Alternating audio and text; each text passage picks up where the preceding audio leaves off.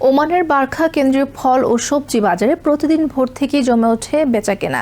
এখান থেকে ওমানের বিভিন্ন অঞ্চলে সরবরাহ করা হয় বিপুল পরিমাণ ফল ও সবজি। এই বাজারে সততা, পরিশ্রম ও দক্ষতার মাধ্যমে নিজেদের অবস্থান তৈরি করেছেন অনেক বাংলাদেশি। তাদেরই একজন মোহাম্মদ রাশেদ। শূন্য থেকে শুরু করে আজ তিনি সফল একজন উদ্যোক্তা।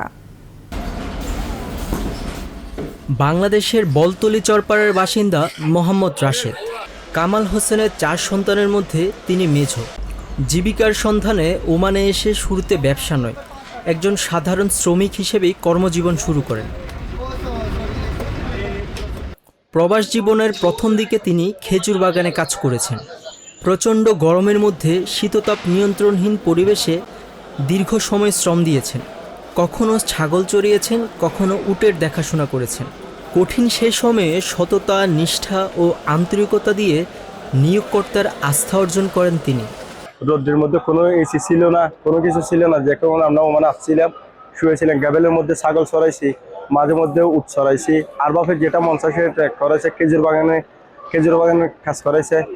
এরপরে ওর সাথে আমার আর একটা ভালো সম্পর্ক হওয়ার পরে উনি আমাকে ভেজিটেবল মার্কেটে নিয়ে আসছে। আমার আর বাপের 2টা কোম্পানি আছে।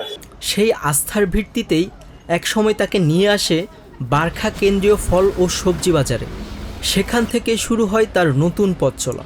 ধীরে ধীরে বাজারের কাজ শিখে কঠোর পরিশ্রম ও অধ্যবসায়ের মাধ্যমে গড়ে তোলেন নিজের ব্যবসা। বর্তমানে তিনি ওমানের বিভিন্ন হাইপার মার্কেট, সুপার শপ, পাইকারি ব্যবসায়ী ও বিভিন্ন অঞ্চলের খুচরা দোকানে নিয়মিত ফল ও সবজি সরবরাহ করছেন।